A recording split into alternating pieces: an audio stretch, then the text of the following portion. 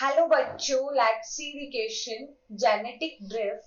Option 1 is random change in gene frequency. Option 2 has nothing in common with inbreeding. Option 3 is appearance of recessive genes. And option 4 produces greatest fluctuation in large populations. देखो, इस question के अंदर अगर हम बात करें तो हमसे पूछा गया है जेनेटिक ड्रिफ्ट के बारे में। तो इस क्वेश्चन के अंदर की कंसेप्ट की बात करें तो हमें पता होना चाहिए कि एक्चुअल में जेनेटिक ड्रिफ्ट होता क्या है। तो देखो, जेनेटिक ड्रिफ्ट या जिसको एलिलिक ड्रिफ्ट कहते हैं, ये किस साइंटिस्ट के द्वारा दिया गया है? It is given by Sewall Wright. ठीक है, गिवन बाय सिवॉल राइट, तो इसलिए इसको सिवॉल राइट इफेक्ट भी बोला जाता है। ठीक है, सिवॉल राइट साइंटिस्ट थे, उन्होंने इस थ्योरी को दिया, इसलिए इसको सिवॉल राइट इफेक्ट भी कहते हैं।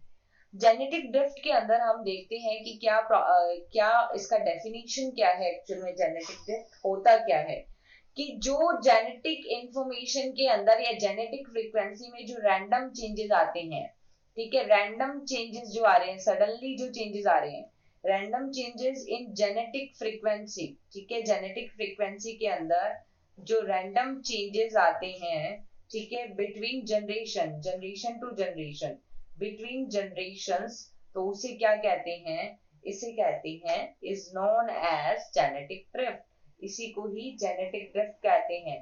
ठीक है, इसमें आपको टू कीवर्ड्स ध्यान रखने हैं कि कहाँ पे चेंजेस आ रहे हैं। जेनेटिक फ्रीक्वेंसी के अंदर चेंजेस आ रहे हैं और ये चेंजेस क्या है? रैंडम। और ये चेंजेस अगर रैंडम हो रहे हैं, इसका मतलब जो जेनेटिक ड्रिफ्ट है वो डायरेक्शन लेस होता है। ठीक है, जेनेटिक ड्रिफ्ट जो है वो डायरेक्शन लेस होता है, प्री डिसाइडेड नहीं होता, डायरेक्शन लेस। और हम बोलेंगे ये बाय चांस होने वाला इंसिडेंट है। ठीक है, बाय चांस होता है जिसकी वजह से जीन की फ्रीक्वेंसी में चेंजेस आते हैं। अब देखो, यहाँ पे ऑप्शन 1 में लिखे है कि जेनेटिक ड्रिफ्ट रैंडम चेंजेस होते हैं किसमें? जीन फ्रीक्वेंसी में। और सबसे इंपॉर्टेंट बात, ये जो जेनेटिक ड्रिफ्ट है ये स्मॉल पॉपुलेशन के अंदर होता है। ठीक है, स्मॉल पॉपुलेशन में होगा। तो यहाँ पे फर्स्ट पॉइंट ही करेक्ट हो गया। सेकेंड पॉइंट में लिखा है nothing in common with inbreeding, तो ये यहाँ पे क्या है? इनकरेक्ट हो गया।